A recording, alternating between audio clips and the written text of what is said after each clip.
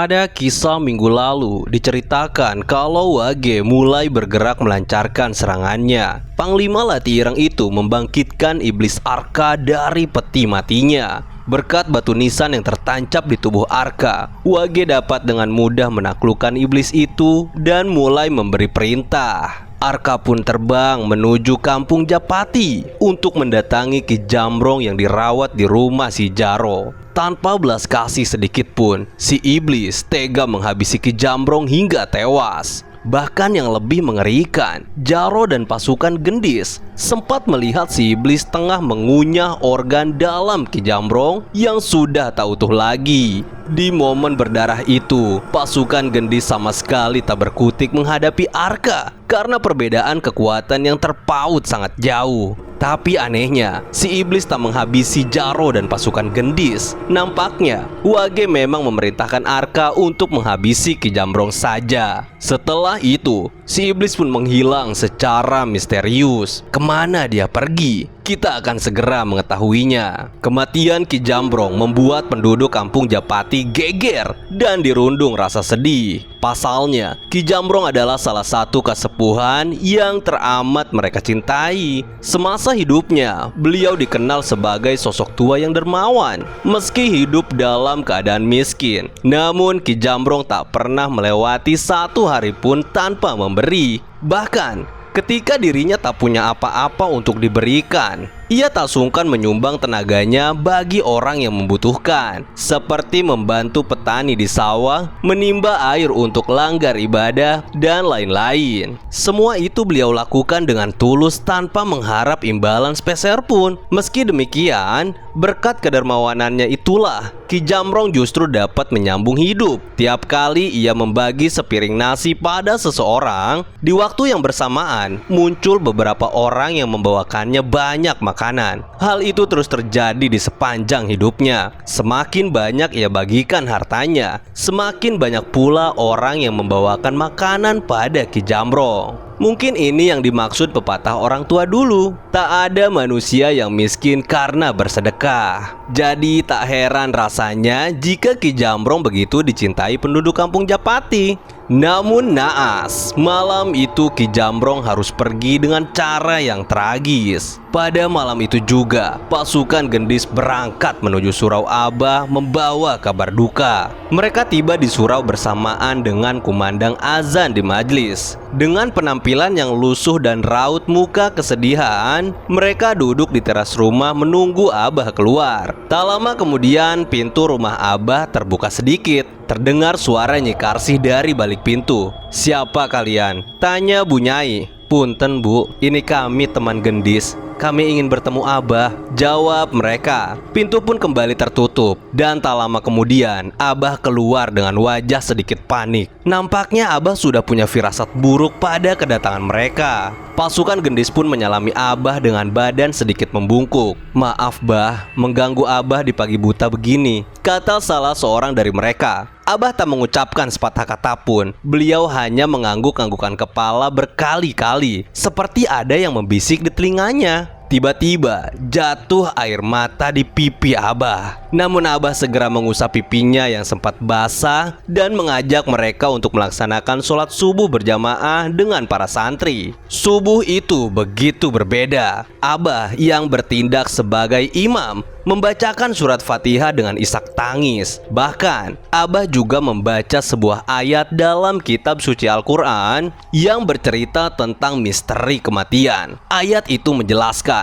bahwa manusia tak bisa bernegosiasi dengan Tuhan tentang kematian. Jika sudah tiba waktu sakratul maut, niscaya tak ada yang bisa menundanya atau mempercepat kedatangannya. Suara Abah begitu mendayu melantunkan ayat suci Al-Quran dalam sholatnya dengan nada penuh kesedihan. Sampai-sampai para santri yang menjadi makmum di belakang pun banyak yang terlarut dalam alunan ayat kematian itu. Usai mengakhiri sholat dengan uluk salam, Abah langsung berbalik badan dan menyampaikan kabar duka tentang kematian Ki Jambrong yang tak lain adalah bapak angkat Jaka. Dan yang lebih menyedihkan, Jaka sendiri belum tahu tentang kabar duka yang menimpa Ki Jambrong. Seketika, para pasukan gendis dibuat merinding dengan apa yang disampaikan Abah. Padahal, mereka belum sempat bercerita apa-apa. Entah dari mana Abah bisa tahu kabar duka itu.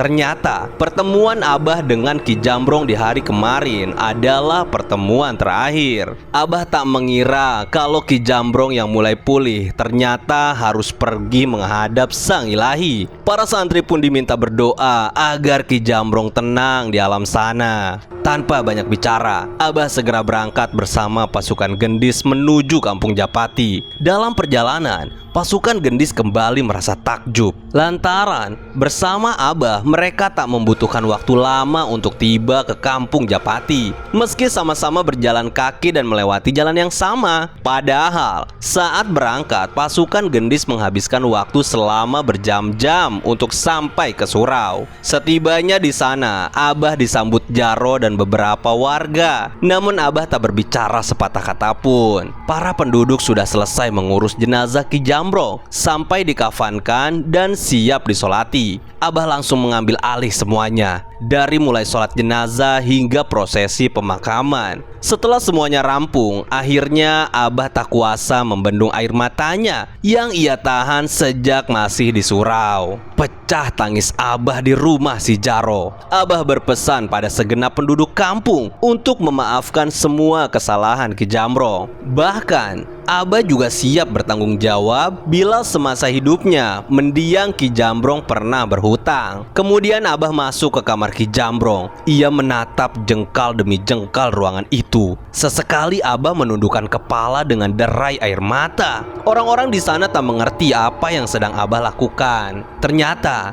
dengan mata batinnya, Abah mencoba menganalisa kronologi penyerangan yang menimpa Ki Jambrong. Di mata Abah begitu nampak siapa pelaku penyerangan di balik kematian Ki Jambrong. Jadi, selama di sana, Abah sama sekali tak bertanya tentang kejadian apa yang menjadi penyebab Ki Jambrong kehilangan nyawa. Abah punya cara sendiri yang sulit dicerna akal. Para penduduk cuma bisa melihat sikap Abah yang aneh di mata mereka. Tak lama kemudian Abah keluar dari kamar dan pamit pulang ke surau. Beberapa warga menawarkan diri untuk mengantar Abah sampai ke surau. Namun lagi-lagi Abah menolak. Tak usah repot-repot, Abah bisa jalan sendiri, ucap Abah dengan raut muka yang lusuh karena air matanya. Beliau berbisik pada Jaro, "Lanjutkan pekerjaan kalian. Meski Ki Jambrong sudah pergi meninggalkan kita semua, tapi hidup harus terus berlanjut." Pungkas Abah lalu pergi meninggalkan mereka. Jaro mengerti maksud Abah. Pembangunan yang sedang berjalan harus segera diselesaikan karena para penduduk tak mungkin terus-terusan menempati tenda darurat. Sebelum pulang, Abah menyempatkan diri mengelilingi kampung dan mengubur beberapa batu yang dibungkus kain kafan di setiap sudut kampung. Hal itu beliau lakukan sendiri tanpa diketahui siapapun. Nampaknya Abah sedang membuat perisai tak kasat mata untuk melacak siapa saja yang datang di kemudian hari. Abah tak ingin kejadian tragis seperti ini terjadi lagi. Kemudian Abah pun pulang ke surau. Di perjalanan, Abah sempat beristirahat di sebuah warung. Di sana, ia melihat seorang pemuda yang duduk membelakanginya. Sekilas, perawakan pemuda itu mirip sekali dengan Jaka. Abah tak sungkan menepuk pundaknya. "Jaka," kata Abah menyapa. Pemuda itu pun menoleh. "Ada apa orang tua?" tanya si pemuda. Rupanya itu bukan Jaka. "Maaf, saya salah orang," jawab Abah. Ternyata diam-diam Abah sedang memikirkan Jaka. Ia benar-benar tak tahu bagaimana cara menyampaikan kabar duka itu pada muridnya. Terlebih saat ini Jaka sedang digembleng oleh dua petapa gendeng. Tak mungkin Abah mengganggunya. Beliau pun melanjutkan perjalanan. Setibanya di gerbang surau, tiba-tiba Abah melihat Eyang Teja sudah duduk di teras rumah menunggu dirinya pulang. Abah segera menyalaminya dan duduk lesu di hadapan Eyang. Tanpa diceritakan, Eyang sudah tahu apa yang membuat Abah sedih. "Aku sangat berduka atas kematian Ki Jambrong," ucap Eyang. Abah hanya menundukkan kepala. "Saya akan mencari pelakunya, Eyang," ucap Abah. Eyang sadar kalau Abah Gufron sedang diselimuti amarah. "Kau tak perlu bersikap seperti itu. Kita harus memberikan contoh baik bagi penerus kita," kata Eyang. Sebisa mungkin Eyang menenangkan Abah Gufron yang tengah kacau pikirannya. "Bagaimana dengan Jaka?" tanya Abah. "Jangan khawatir, itu urusanku," jawab Eyang. Di momen itu, Eyang benar-benar memperingatkan Abah untuk tidak bertindak gegabah. Perlahan, Abah pun mulai luluh dengan nasihat Eyang. Lalu Eyang bercerita tentang perkembangan murid-murid Abah saat ini. Mereka sudah tumbuh menjadi manusia-manusia sakti dengan kemampuan masing-masing. Cerita Eyang sedikit menjadi obat atas duka yang Abah rasakan. Sepertinya Eyang memang datang untuk menghibur Abah. Usai berbincang-bincang, Eyang pun pergi pamit. Cerita beralih menuju kediaman Sukardi di pulau terpencil. Dua petapa gendeng terlihat sedang melamun di halaman gubuk. Keduanya seperti kebingungan. "Aku tak sanggup menyampaikan kabar duka ini. Sebaiknya kau saja yang menyampaikannya," ucap Cakra pada Sukardi. Rupanya Eyang sudah mengirim pesan tentang kematian Ki Jambrong pada mereka lewat sepucuk surat yang dibawa burung gagak. Hewan itu diutus oleh Eyang tepat di malam kematian Ki Jambrong. Eyang meminta mereka untuk segera memberitahu kabar duka itu pada Jaka. Tapi mereka saling tunjuk satu sama lain. Ini jelas kabar yang tak mengenakan. Setelah berdiskusi panjang, akhirnya Sukardi memberanikan diri bicara. Jaka dipanggil menghadap. Hari itu Jaka nampak sedang ceria karena ia baru saja mendapatkan banyak ikan hasil pancingannya. "Guru, hari ini kita akan makan besar," kata Jaka sambil menyodorkan tangkapannya yang sudah diikat. Tapi tiba-tiba wajah Jaka berubah saat melihat pipi Hafsah yang basah. Dua petapa gendeng juga terlihat sedikit murung. "Ada apa ini?" tanya Jaka. Lalu Sukardi tersenyum. "Jaka, cepat bersihkan badanmu. Kau harus ikut pergi bersama Rawing dan Cakra sekarang juga," kata Sukardi lalu masuk ke gubuk. Jaka penasaran dan bertanya pada Rawing, "Mau kemana kita?" Namun Rawing hanya diam. "Sudah, jangan banyak bicara. Turuti saja perintah Sukardi," serobot Cakra. Jaka sama sekali tak punya firasat apa-apa. Tapi dalam hatinya ia terus bertanya-tanya. Pasalnya, selama di pulau itu, Jaka belum pernah diajak keluar seperti sekarang. Setelah bersih-bersih, Jaka kembali menghadap. "Pejamkan matamu, Jaka," kata Sukardi. Kemudian Bapak Ujang itu menyelimuti mereka dengan sehelai kain berukuran besar. Mereka pun menghilang dan kembali muncul di sebuah hutan dekat kampung Japati. Jaka merasa tak asing dengan tempat itu. "Guru, rasa-rasanya saya mengenal tempat ini," kata Jaka. Tapi Rawing dan Cakra diam saja. Mereka berjalan menyusuri hutan menuju kampung Japati. Lalu tiba-tiba langkah Jaka terhenti. Ia menatap sebuah semak belukar dekat tepi jurang. Nampaknya Jaka sedang mengingat-ingat sesuatu. "Tidak salah lagi, ini jalan menuju kampung halamanku," gumam Jaka dalam benaknya. Ternyata hutan itu adalah tempat di mana Jaka pernah menemukan Jaro yang tak sadarkan diri saat diserang oleh Arka. Sontak saja Jaka teringat pada bapak angkatnya yang sempat sekarat ditikam Arka. "Kenapa kau berhenti?" tanya Rawing. Kemudian Jaka menatap gurunya. "Kenapa kalian membawaku ke kampung halaman?" tanya Jaka dengan wajah penuh curiga. Rawing dan Cakra saling tatap satu sama lain. Kemudian Cakra mendekati Jaka sambil merangkul bahunya. "Aku tak bisa bicara sekarang, bersabarlah," ucap Cakra lalu mengajak Jaka melanjutkan perjalanan. Setibanya di kampung, para penduduk kaget melihat kedatangan Jaka. Mereka semua menatap Jaka dengan mata penuh haru. Terdengar bisikan warga dari kejauhan. "Ya Allah,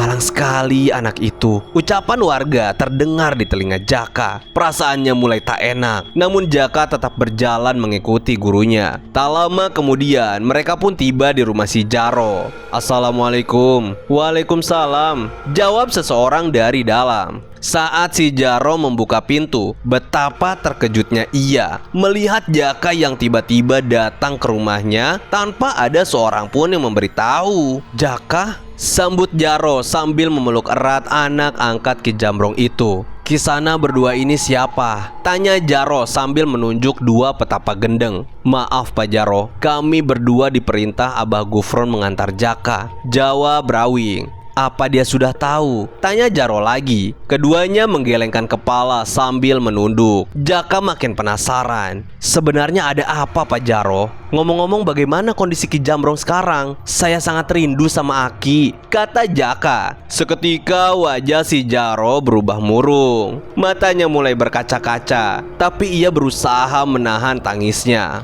Lalu Jaka dibawa masuk untuk berbicara. Jaka, sekarang Ki Jambrong sudah tidak sakit lagi. Jaka tersenyum dan sangat sumringah mendengarnya. Tapi Jaro melanjutkan, Ki Jambrong sudah tenang di alam sana. Seketika Jaka terdiam dan mengerutkan dahinya. Apa maksud ucapan Pak Jaro barusan? Si Jaro tak kuasa menahan air matanya. Ia mengelus-ngelus punggung Jaka. Kau harus tabah Jaka, Ki Jambrong sudah meninggal. Ucapan si Jaro bak petir di siang bolong. Tatapan Jaka jadi kosong. Ia tidak percaya dengan ucapan si Jaro. Di tengah obrolan itu, pasukan gendis datang. Jaka segera berdiri dan bertanya langsung pada mereka. Teman-teman, beritahu aku bagaimana kondisi Ki Jambrong sekarang. Di mana dia? Kalian sudah merawatnya kan? Bukankah kalian ini punya kemampuan mengobati orang yang sakit? Di mana Ki Jambrong?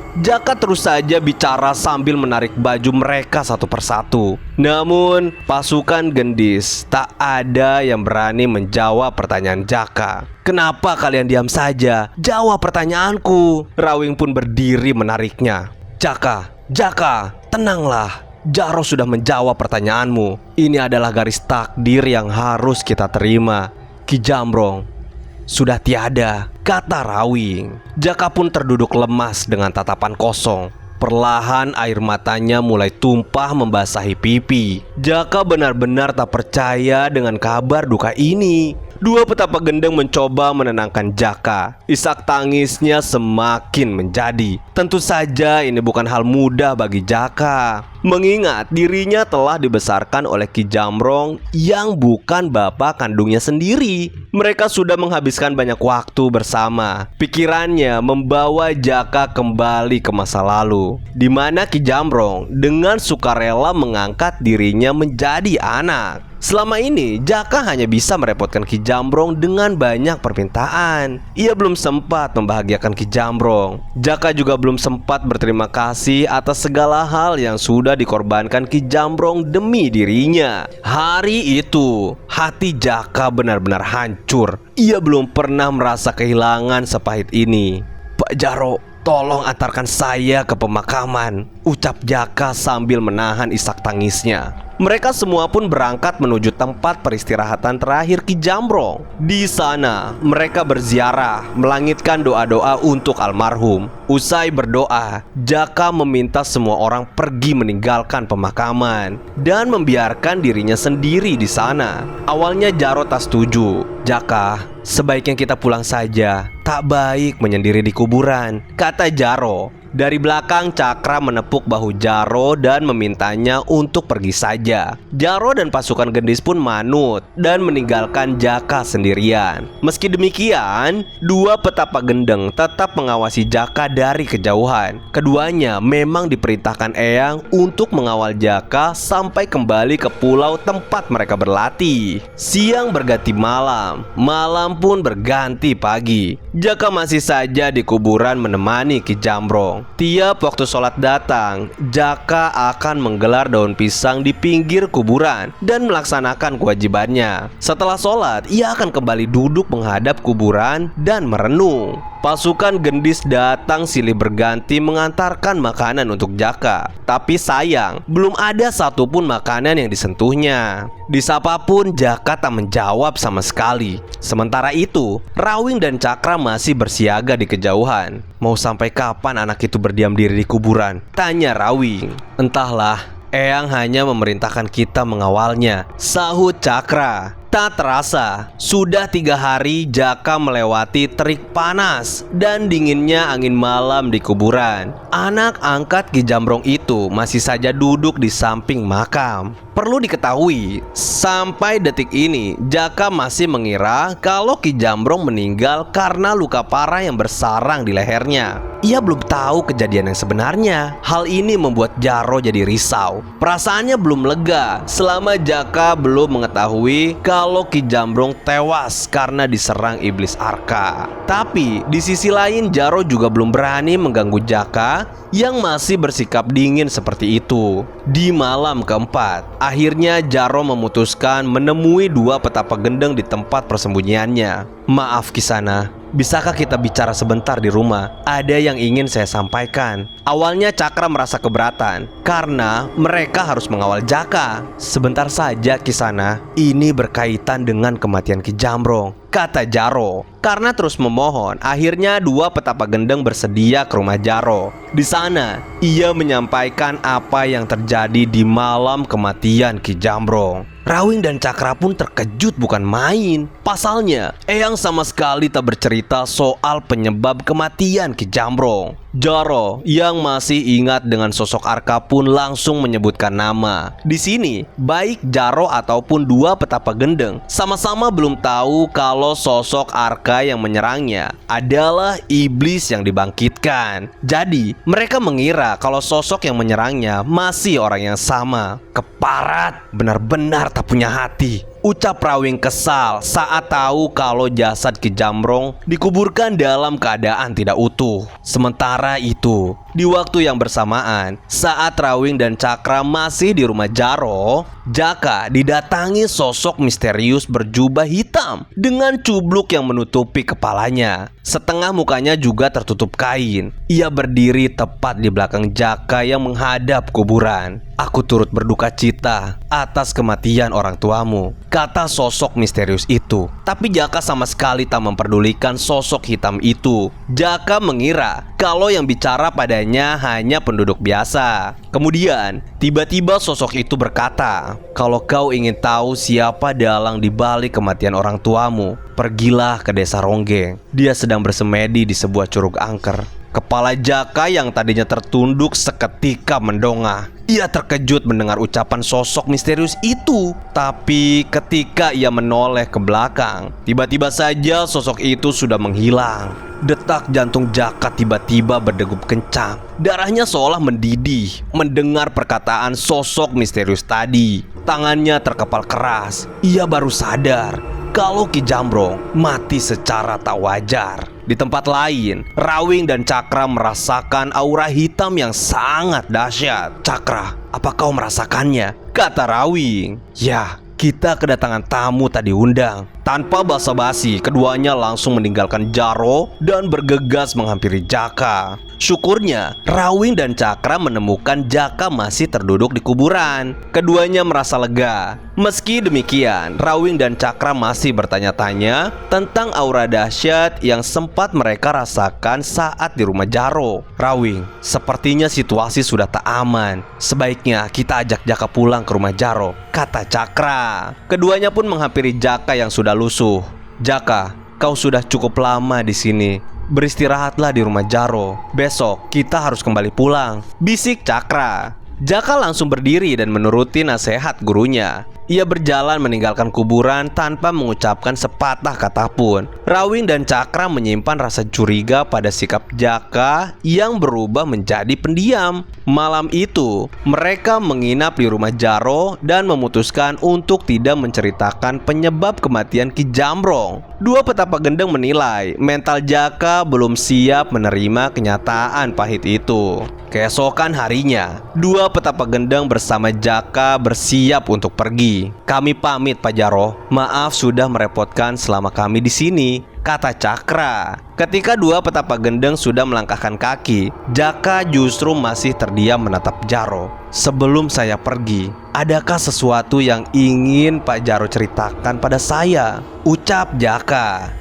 Sontak saja si Jaro terkejut mendengar pertanyaan Jaka. Mulutnya tiba-tiba gagap seperti sulit berkata-kata. Raut panik di wajahnya begitu nampak jelas di mata Jaka. Di momen canggung itu, Cakra langsung menarik Jaka. Hari ini cuaca sedikit mendung, sebaiknya kita segera berangkat, kata Cakra mengalihkan pembicaraan. Mereka pun akhirnya meninggalkan kampung Japati. Dalam hati, Jaka sangat yakin ada sesuatu yang disembunyikan si Jaro dan dua petapa gendeng. Namun dirinya enggan menanyakan hal itu. Jaka bertekad akan mencari tahu sendiri misteri kematian Ki Jambrong. Di tengah perjalanan, Jaka mulai memperlambat langkahnya dan berjalan di belakang dua petapa gendeng. Beberapa saat kemudian, Rawing merasa curiga lantaran ia tak mendengar suara Jaka di belakang. Ketika keduanya menoleh, ternyata Jaka sudah tak bersama mereka. Kemana anak itu? Tanya Cakra. Aku sudah menduga akan seperti ini. Merepotkan saja, sahut Rawing. Keduanya pun langsung terbang mencari Jaka lewat udara. Namun sialnya, Rawing dan Cakra justru kehilangan jejak. Edannya, Jaka bisa melepas diri dari kawalan dua petapa gendeng yang kita ketahui memiliki kesaktian level dewa. Setelah menerawang kesana kemari, nyatanya tetap saja nihil. Jaka belum juga ditemukan. Di tengah kebuntuan itu, Eyang secara tiba-tiba muncul di belakang mereka. Pulanglah, kalian tak akan menemukan Jaka. Tugas pengawalan kalian sudah selesai, kata Eyang singkat dan kembali menghilang. Ngomong-ngomong, kemana Jaka pergi? Nantikan kelanjutan ceritanya pada sequel minggu depan. Demikian kisah Ujang kali ini. Jangan lupa untuk like, comment, share, dan subscribe channel ini ya. Terima kasih sudah menonton. Salam Tilas Tapa.